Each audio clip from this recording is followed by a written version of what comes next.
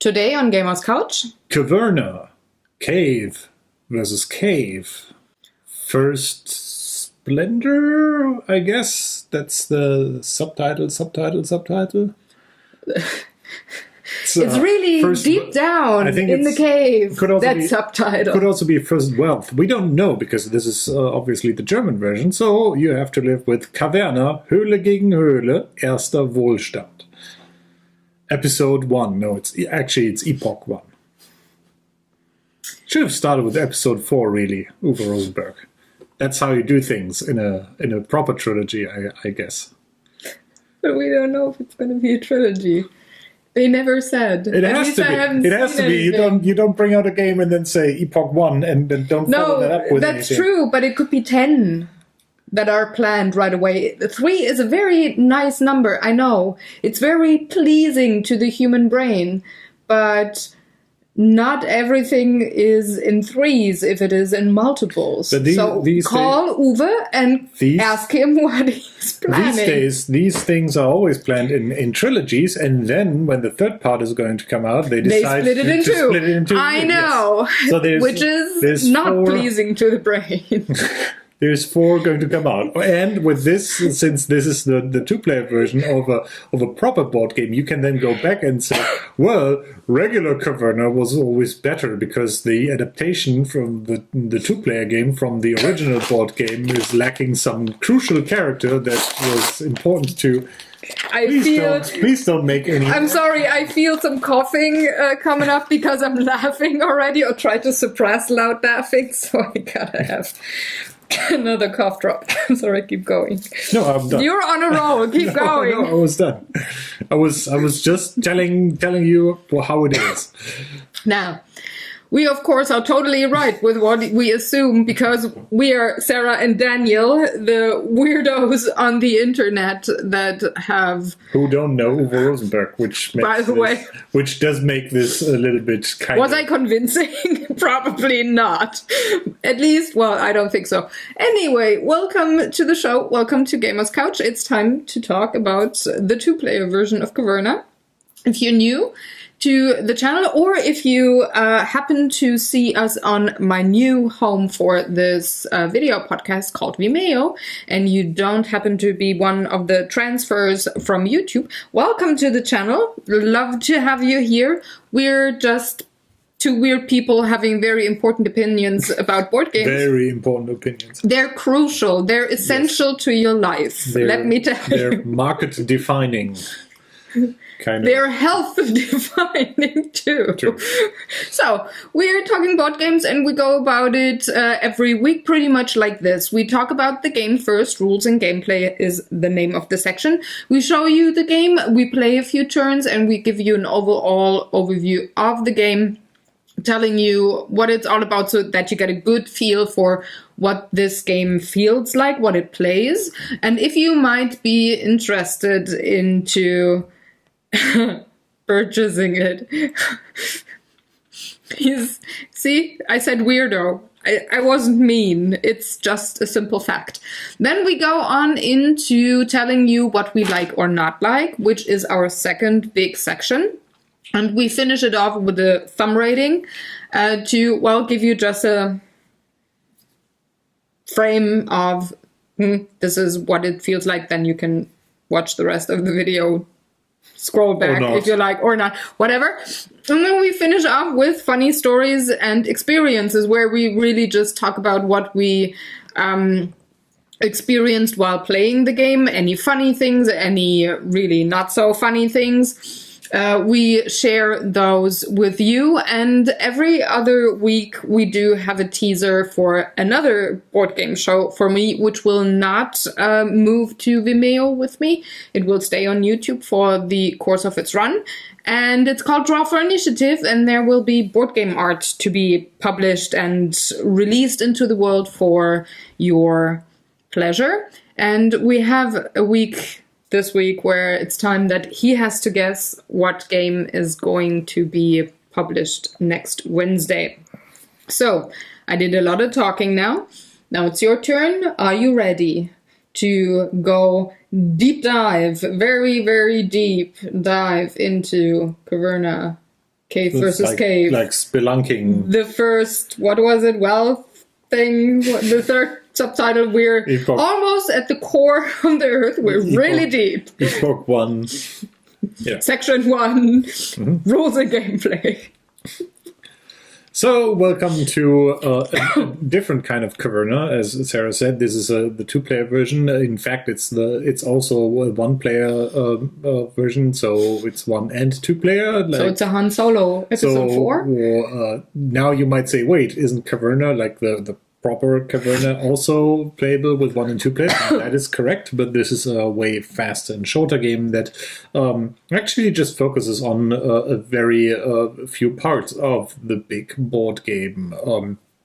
So in Caverna Cave versus Cave, each of you, or each of us, is having his or her cave and trying to make it look nice.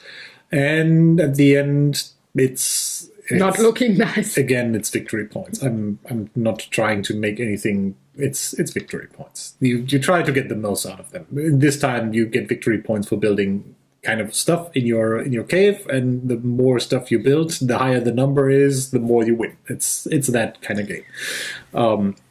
It's the interior design. That's very important in caves. So in this game, there's a couple of resources you can work with. To be honest, there's just 6, which are wood, wheat, gold, just regular food, stone, and something the Germans call Emmer, which is, I guess, a very early form of corn. Yeah.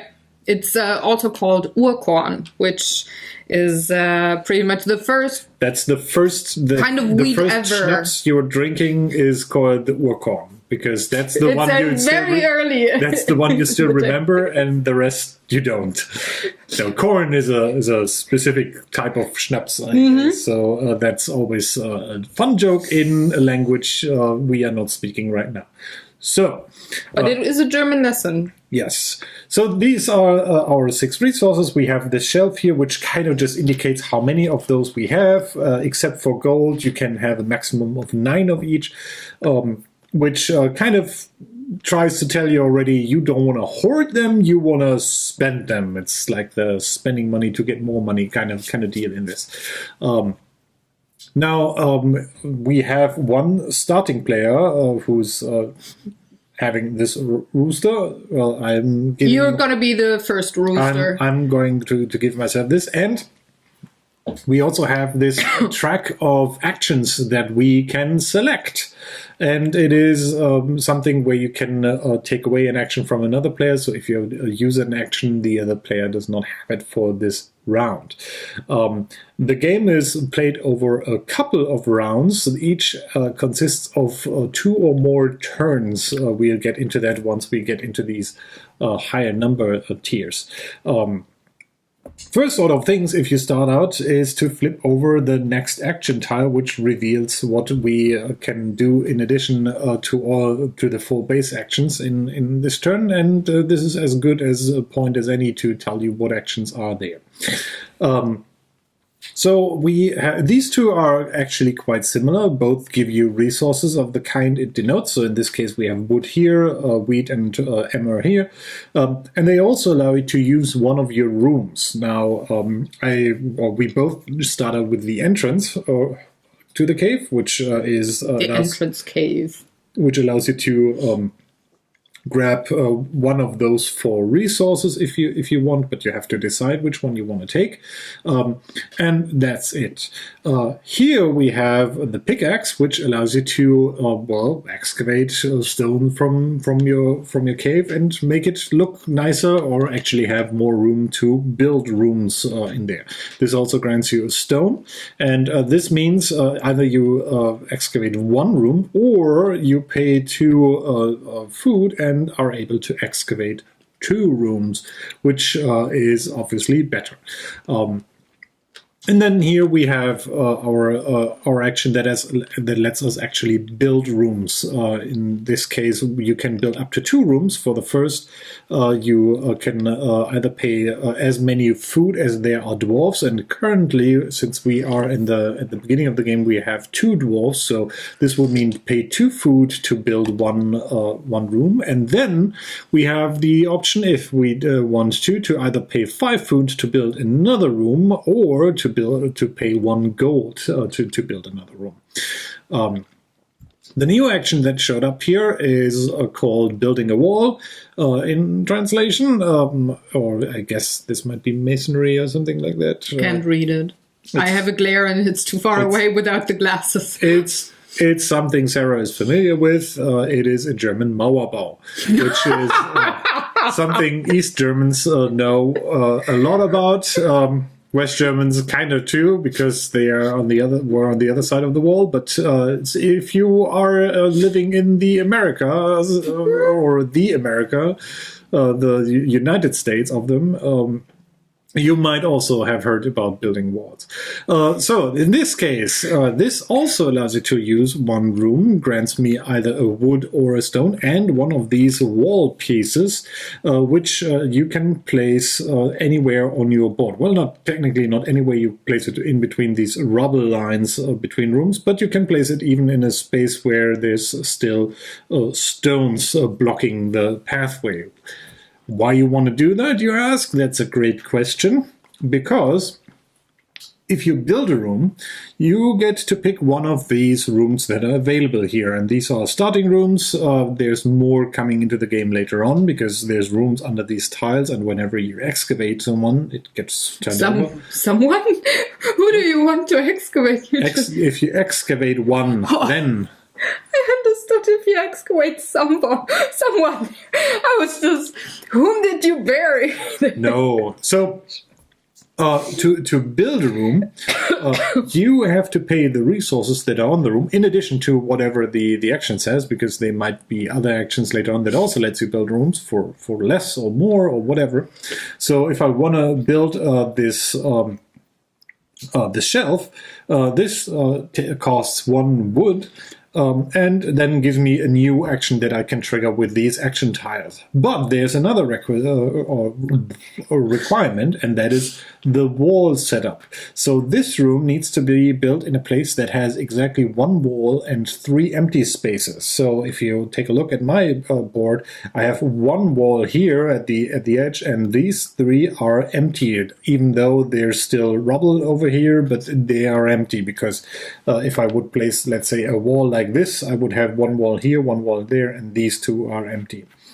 And so you have to match the configuration of the walls. You can trick a little bit around with this by moving them, so you don't exactly have to have the wall on the north side. So technically this would be the correct orientation, but as long as the wall configuration is correct, you are good.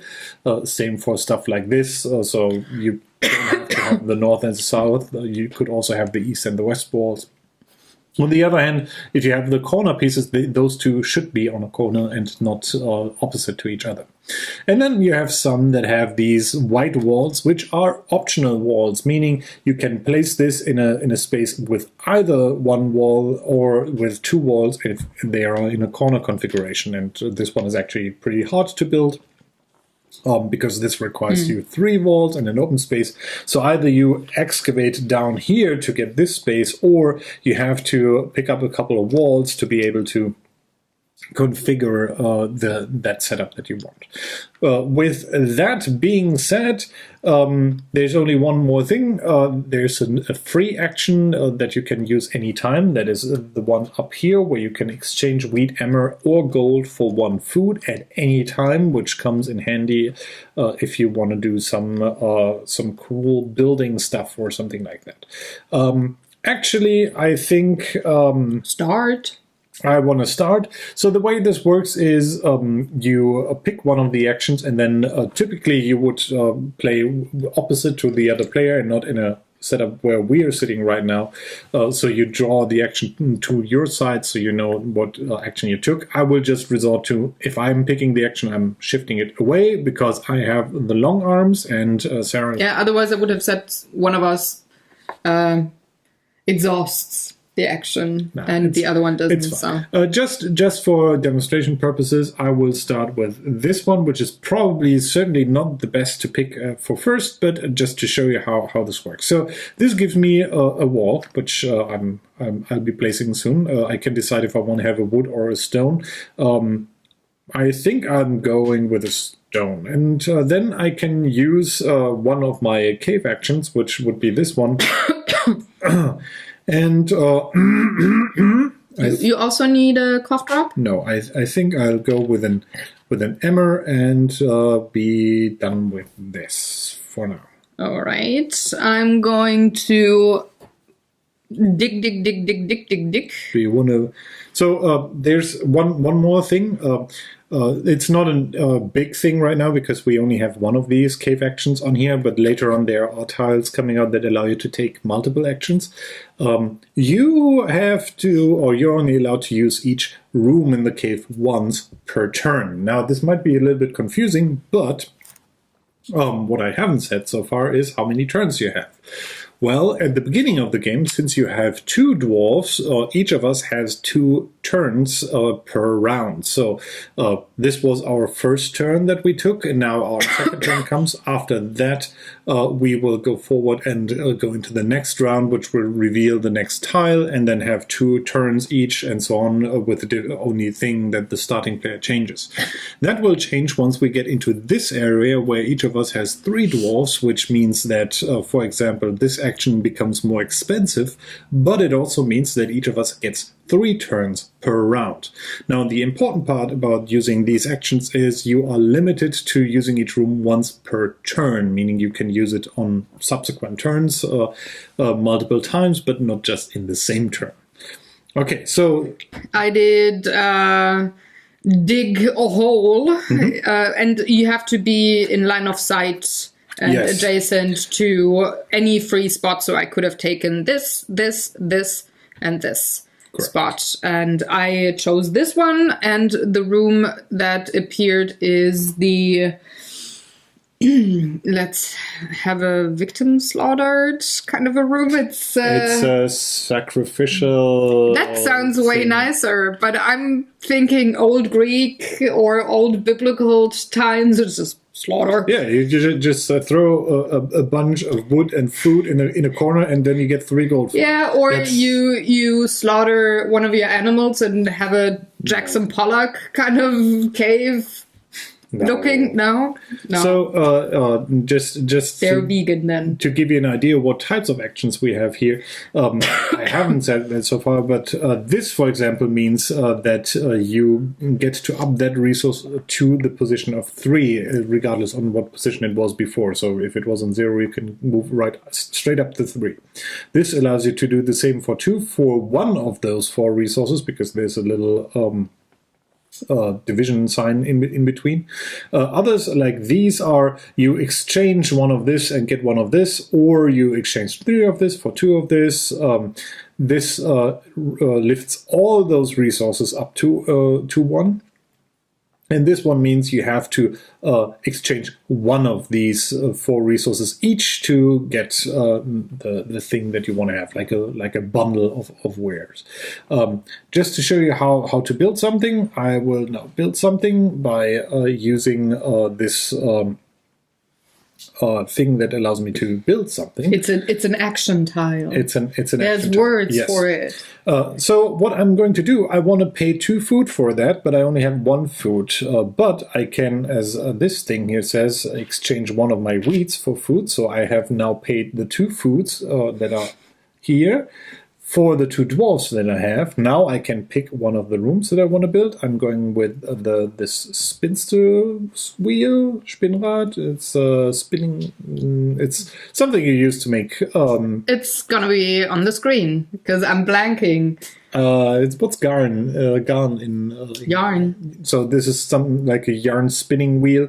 Anyway, so I can pick that up. I still have to pay 1 wood for that, and then I place it on an empty cave tile that matches the wall configuration, and that's it. And now it's Sarah's turn. And I'm gonna go for this one.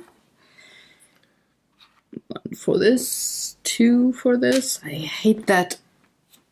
This lamp is really making it very shiny. I have 1 to go, so I'm going for the green one to raise it up. Okay. Raise me up. So this ends this round. The starting player goes to the other player. I get the meaning rooster. Effectively, that Sarah gets 2 turns in a row now. We will move back our actions so they become available again. And now you know why he's moving Otherwise, the things upwards. and because it's a new round, we resolve what new action is coming in. Review. Yes, and Words this are difficult. is another action that lets you build a room. It is slightly cheaper to use that, but it only allows you to build 1 room. So this gives you a food for free, and then you pay 1 food per dwarf, meaning at the current state of the game, you can build a room for 1 food, which is really cheap. Yeah. And I'm definitely gonna build something, but what am I gonna build? Oh, by the what way, did you? I forgot when I took that action. You didn't too. place your wall. Place your wall. I think I'll put it here. Now, this might seem like a stupid move because that wall actually would prevent me to excavate this part of the cave. But trust me, there's an action later on in there that allows you to excavate under walls. And there are rooms that actually require you to have all 4 sides walled, which are quite useful in terms of winning the game because they're worth a lot of points. Now I've been talking a long time. Yeah, and Sarah still I want to hasn't do decided. something, but I can't yet, and I have to kind of anticipate what you're doing. So otherwise, you're doing the thing. So I'm taking this one here. No, I cannot excavate at all. There's the. We learned a word last week. Do you remember it? Bugger. The English translation. Bugger. Don't. I get a stone. It's the shovel excavator. It's the bugger. I didn't learn that word. What? You didn't watch back our footage from last week? Of course not. Of course I did. Yeah, right. So my turn. I think I'll now go with this guy here, which gives me wheat and emmer. And now I can use this action to trigger my new room, which allows me to turn 3 of the green guys here into 2 of the golden boys. As I said, all our resources are limited to 9, except for gold. If you go over 9, you just flip it over, and this is then a plus 10. But you still cannot get over 19 with your gold. It is important because gold is also worth victory points at the end of the game. And while you do your last move, I can now also tell you how you win the game, because this will continue going on. You will build rooms. There's only one type of room that we haven't seen yet, which I will show you in a second. But you might question, where are those victory points you talked about at the beginning of the video? Well, they are in the top right corner of the room. So currently I would be sitting at 4 victory points for my rooms here, plus 3 for the gold, and have giving me a total of 7 victory points. Whereas Sarah would still be stuck at 1 victory point because she hasn't built a room yet. But it's obviously the beginning of the game, and there's a lot of stuff that's going on. And it's your turn. I would just go forward and explain the different rooms, because that is exactly how the game keeps on going. You will reveal these actions here. There's like this one that lets you excavate under walls, and more powerful actions come up in later turns that let you do multiple things. Also remember that whenever you are in this area here, now every player gets 3 turns per round. Meaning you get a lot more time to do stuff, up to 4 turns in the last round.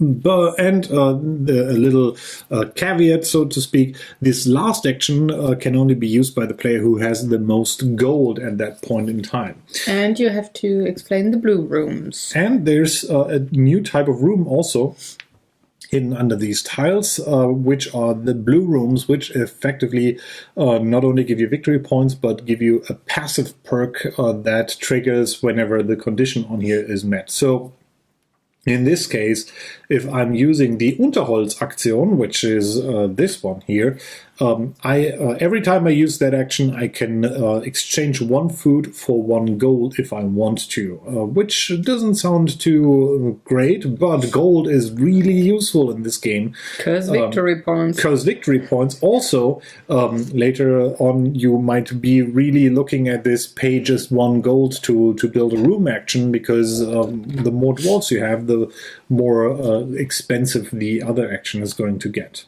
If you somehow manage to excavate everything here, and there's, by the way, 2 tiles here that give you a free food if you are able to excavate them. But if you manage to excavate everything and fill this up with rooms, you also get this free room tile that is already excavated. You get to decide which side you want to turn it over to, which allows you to build an additional room to get things going. And then he or she who has the most points at the end wins the game. And that's it. It's a very, actually, quite fast game to play. What's it say on the box? How long it takes to play? It says 2 players. How long it takes to play. Listen and comprehend. It says 2 players. It doesn't say how long.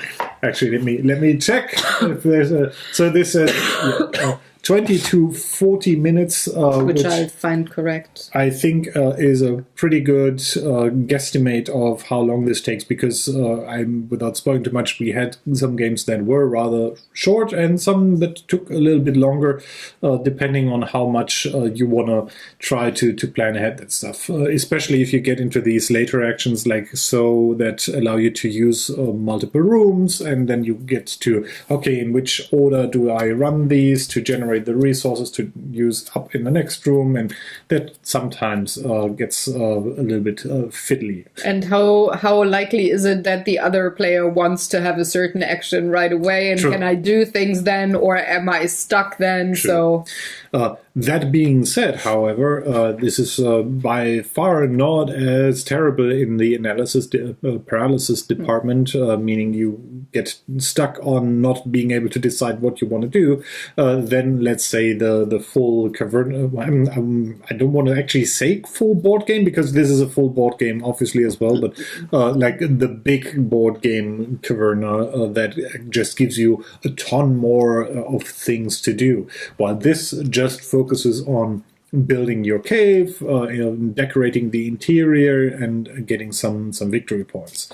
Even though, and this is my first likes and dislikes in our section likes and dislikes, this game is inferior by definition to the base Caverna, because there's no dogs in this game. I'm very fond of the little dog meeples that come with Caverna, and who needs the black pig? It's yes, there's no pig, no piggies, no pig in here, and no dog.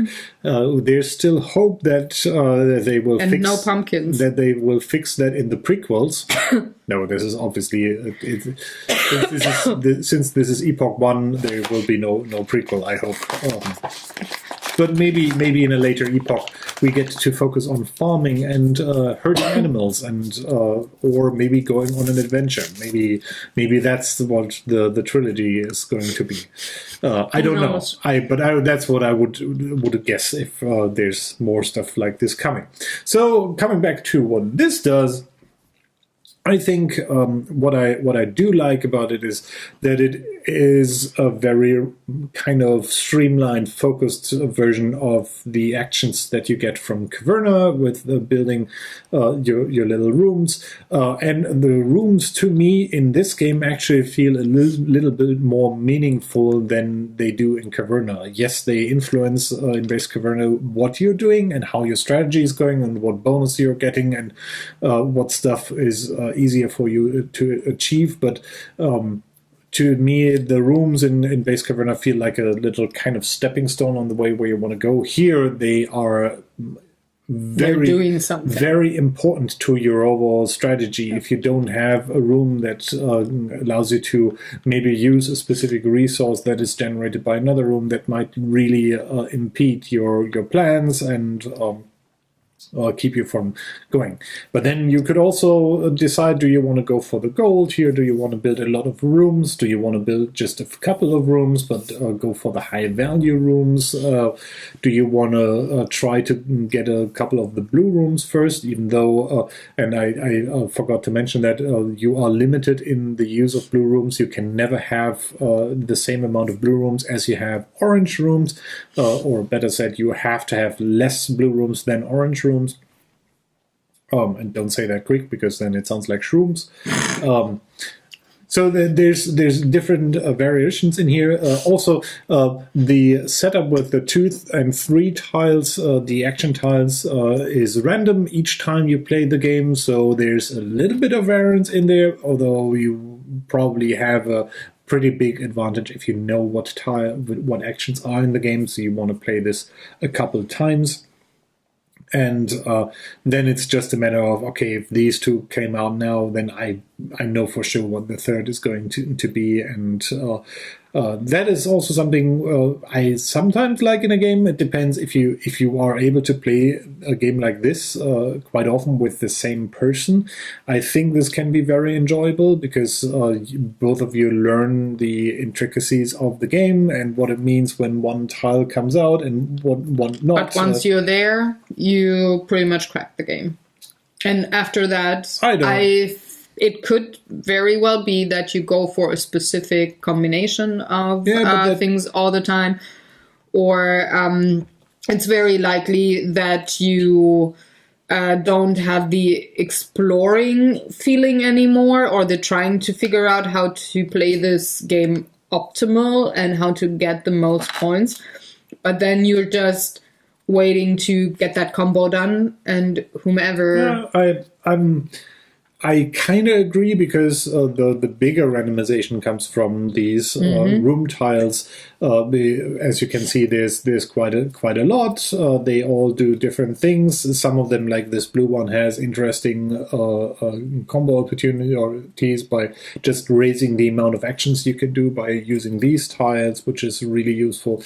Others allow you to trade straight for gold or give you gold and some other resource. So it kind of depends on what comes out. Yes, the order of the actions is important too, but at the end of the day, it is more kind of important what rooms get discovered or what room types get discovered and what you need to build them early on and what you need to sustain them. Yeah, we are going to talk a bit more about that in the experiences, but I absolutely agree. It is a wonderful 2-player version of the game because honestly, the big Caverna game is let's say a hassle to set up sometimes.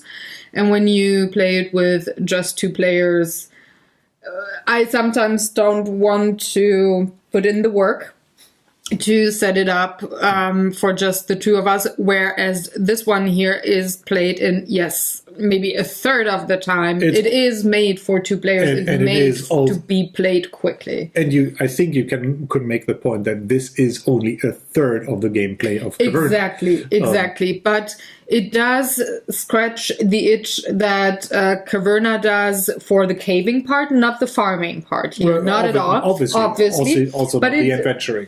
Exactly. But I mean, the cave part, interior part, was way more elaborate in Caverna, where you had the ore and the red ruby stones and such. It still scratches the same itch, though you're just doing the interior design of the cave, but it plays way quicker. You can play it with 2 people or alone, and it is so fast to set up that I think it definitely earns a very valid spot in the Caverna world. But I see in the long run that it might get a little predictable or boring, with exactly only these amounts of actions to be there, and you only have so many possibilities on when this one is going to come out. It's going to be on these 3 spots. So if you play it a lot, you will have your strategies and your perfect paths to go down to get a very reasonable amount of victory points. That might be remedied with season 2, season 3, whatever they are doing. Which I expect there will be more games, and maybe I would expect that those are standalone games. Exactly. But what if you could, I don't know, have some of the action tiles of another game that suit both of the games, and you can randomize those. That would do the trick already. I don't mind this here as much, at least when you're playing this with 2 players. I can see that this gets a little bit boring as a 1-player only game. Then I would probably go for like base Caverna or maybe something entirely different like 7 Continent. But this is not enough for me to justify getting it out as playing this by myself. Yeah. When you said building the caves, actually, like regular Caverna scratches an itch for me where it feels a little bit like a Minecraft board game, which I don't get from this at all. I really enjoy in Caverna like the ore digging aspect, that you have these 2 placed tiles for base ore, and then you can put another mine on that for rubies, and get deeper into digging stuff out. And it is actually everything that happens in the cave is a little bit, at least for me, more about the mining aspect as it is in the decoration aspect, even though the decoration aspect in Caverna is actually the thing that wins you the game, because that's what kind of does the victory part. And that is very different for us, because I'm more about the farming part in Caverna, so I never got to the ruby and ore stuff so much, but I did the interior design too, and build the caves to make my farming stuff better and more valuable and worth more points. So that is what I meant. It scratches the same itch. I was never that fond of the mining part as you were, which is totally fine. And it still does the same thing for me. What I found a little bit irritating in the very beginning, only the very few games, and that is just because I played the big Caverna game, is the food. It is so different how food is used in this game. It's just the currency for building a room. It's just for another resource, fixed amount of dwarves, and you can substitute with other things. And you always have a way around if you don't have a lot of these food plates in a game. But especially in the first game, remember, I had my food way up, because in Caverna you always had to have a buffer of food for things to pay for and stuff. Also when the end of the season comes and then you have to pay for your Exactly. And I found that so irritating, like the first 1 or 2 games, that I always had too much food and didn't really go for the other resources like gold, for example. It's just a thing. I would never have been irritated would I not have played the big Caverna game. It would have been like totally, reasonable logic, right? It's a resource kind of thing. But it made the first 2 games feel kind of weird, though, I have to say. It's just something that I noticed. What do you think of the boards, of the weirdly shaped boards that do make? I think they do make a perfect rectangle, and you could store them perfectly. But I would have expected to be the fold in the middle and such. It's just a little weird. Sorry, throwing things. Just a little weird for me. You didn't. No, have any thoughts on that? Okay. No, not. I'm way more sensible on that.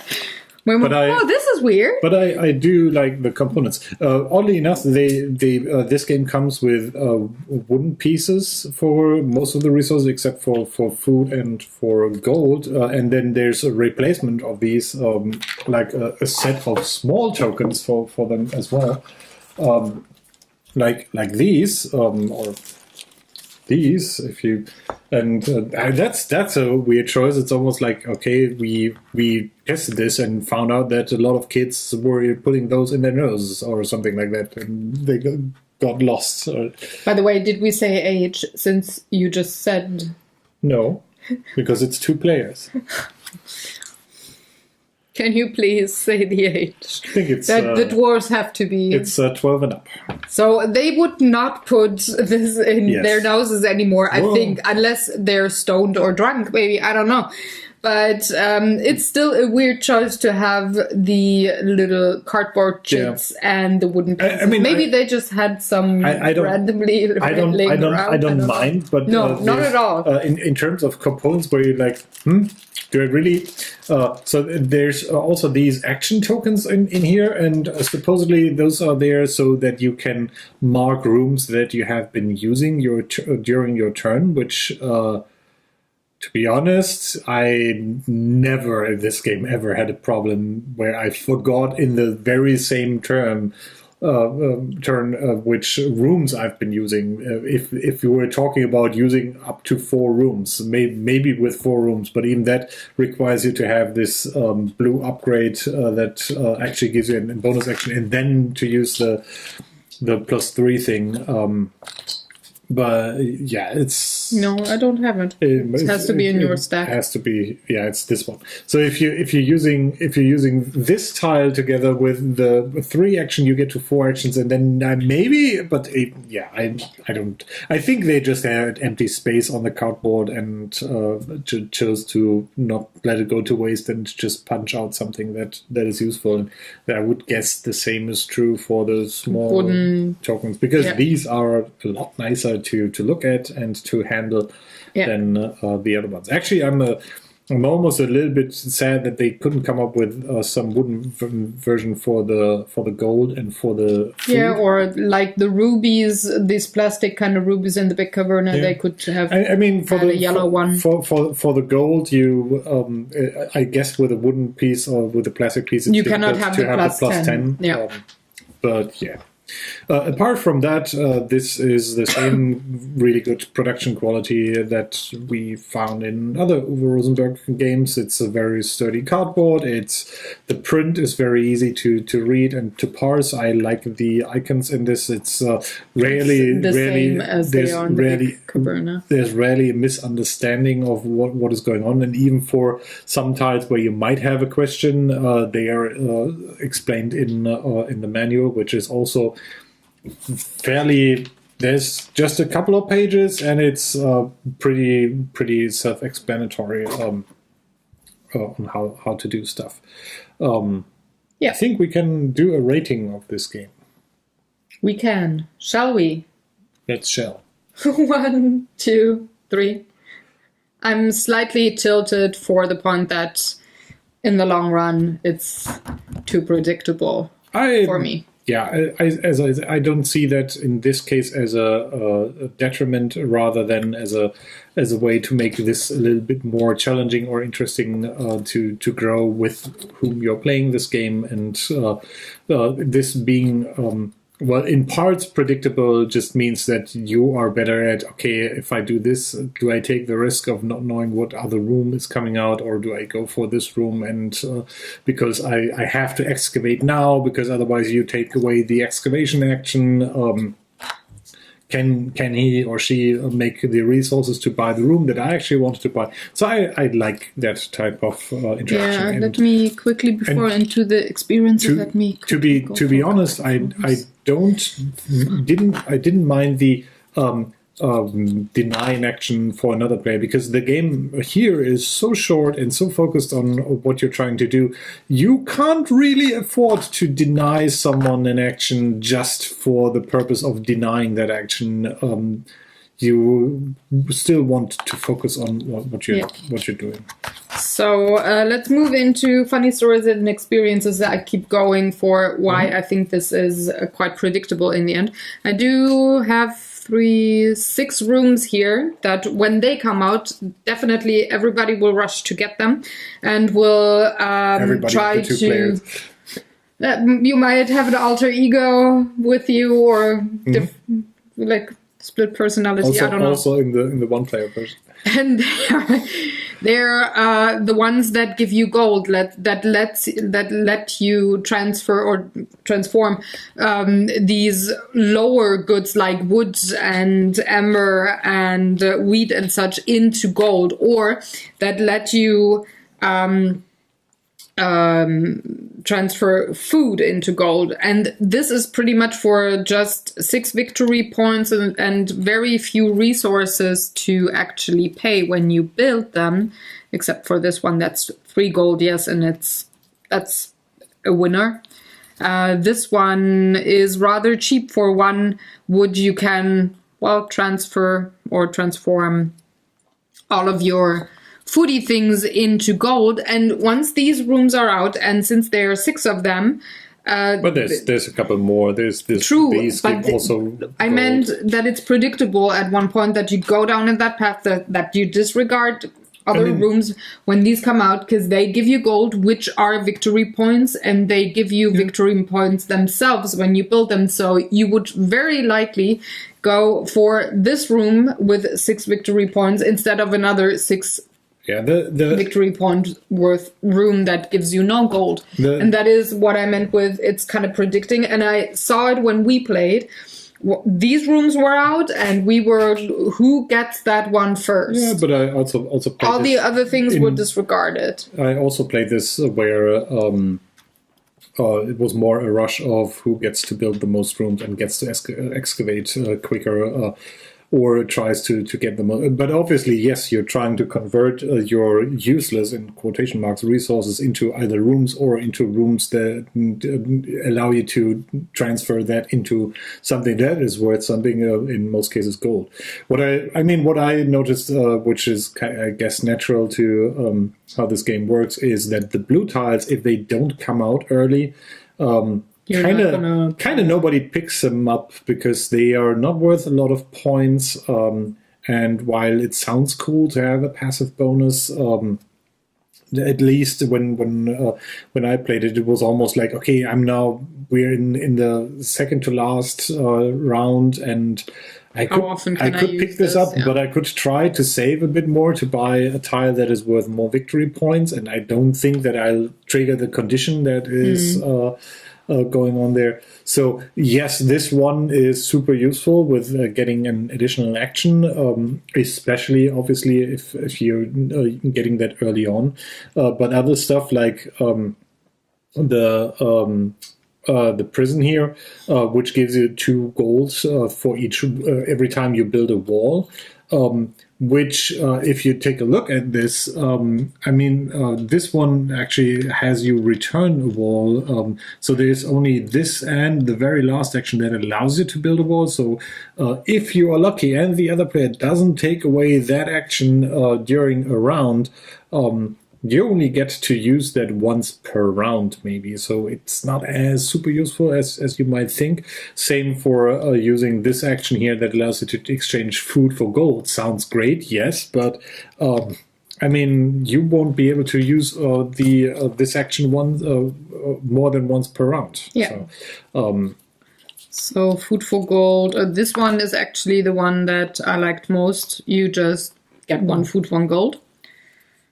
This one was also very helpful, and this one was too. And you have to spend the action, and you have to have 3 gold. I mean, these two are very similar, actually, where this one just gives you straight 1. Sure. But once you got that engine almost running, if you were able to build this early, this is all you're going to do.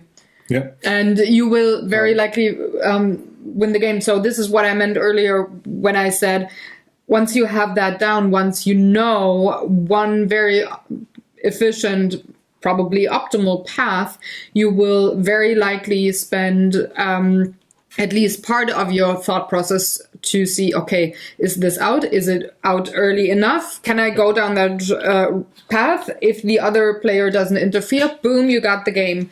And that is something where it's a little too predictable for me sometimes. I also have to say that maybe in all the games I've played, there has no one been using the optimal path yet, because I have yet to see this thing come into action. I have not had. The question is if that is the optimal path. I have not seen one game yet where someone managed to fill up all the rooms to be able to get this one. And then maybe even also fill this up. That would be something maybe worth trying it at some point.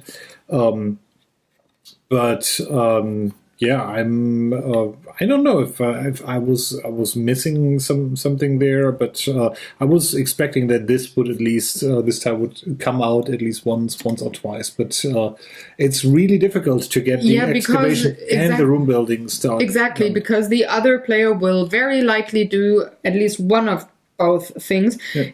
Aside from you, this was the first time ever earlier in the video here where you couldn't build any more rooms and you had to excavate, but I took the action, so I pretty much blocked you there. We never had that before. Well, we were always able. I had that.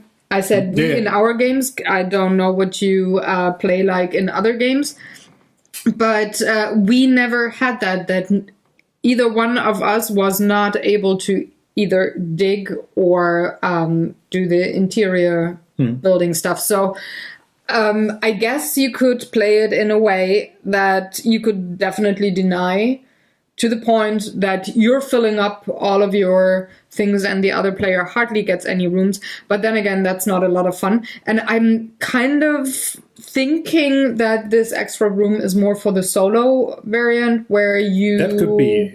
Might not be denied. There's, I have to say, there's a lot of very cheap rooms that we kind of tend to avoid because there's like, okay, I can get 9 victory points or 12 over here. Why should I build the one that is only worth 3? Maybe there's a very good strategy that works out where you just keep on building a lot of very cheap rooms. But then you have to be able to excavate and build in every round. Yes, that would require actually a lot of food because you would want to use the double excavation and the double room building quite often. Anyway, but in all the games that we had, we were pretty close together with the victory points in the end, though we kind of went for different strategies, I would say, especially in the last game where you just went for the cheap room rush in the end just to build the rooms, and I went for I'm not going to build them, I'm just going to save up the gold. Because, I couldn't excavate and build fast enough, so why should I? And we were really close together with the victory points, which I found surprising, because we never are with the big Caverna games. We're so far apart. But what I also found, you said earlier, it's a very short game. Yes, our shortest game took 5 minutes. You know why? Because it's really difficult to remember that you can only excavate in line of sight.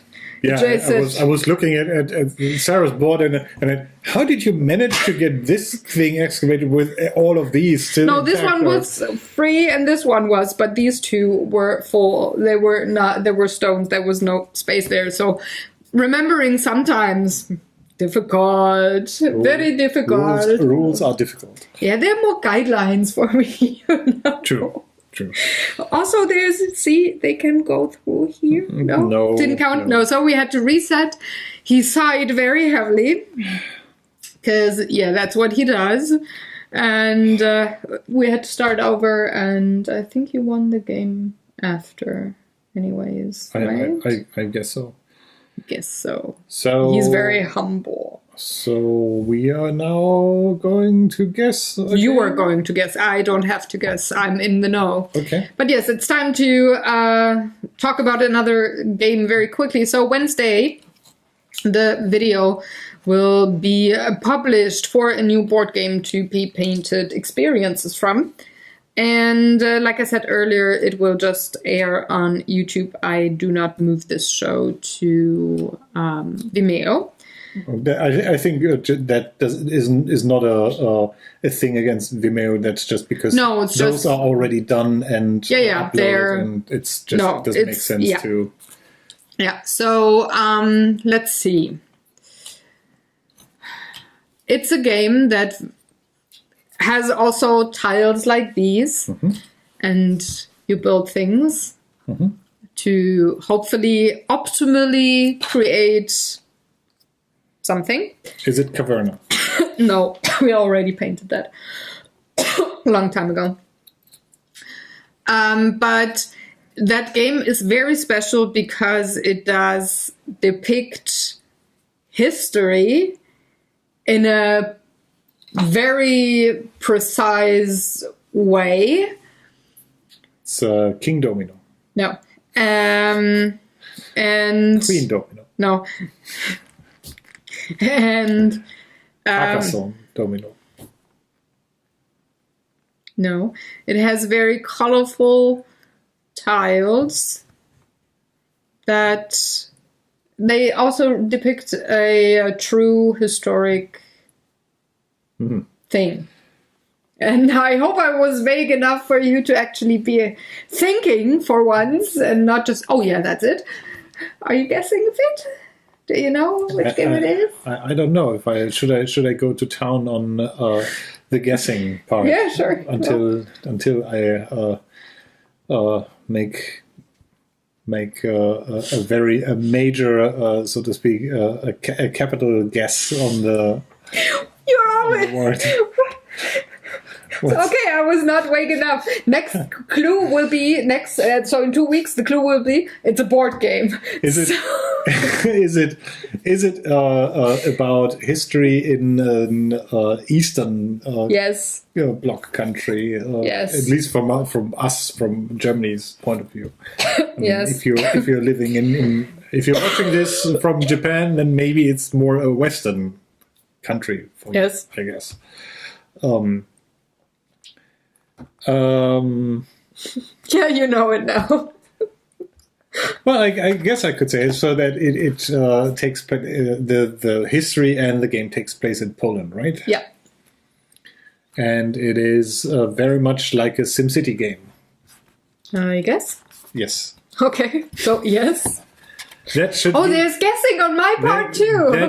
That should give you an idea what the game is, and on Wednesday you might find out if you make a looking on the Board Game Geek or on the Hoop.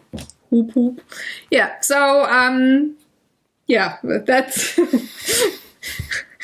my head. Hoop hoop. Boop, boop. Gosh. So that's that. That was another Gamer's Couch. We hope you enjoyed. If you have any questions or comments, leave them in the comment section. Leave them on Board Game Geek. If you like, you can also contact us on all the other social media platforms that are listed in the description box. So feel free to reach out. If you liked this video, well, I would love to see a like. If you're new to the channel, I would love for you to follow. If you see this on YouTube and are new, I would encourage you to come over to Vimeo because this channel is moving. And I'm going to see you on the next couple of art videos next week. We are going to see you next Sunday. And until then, have fun, enjoy, take care, play games, do art, do something lovely. Okay?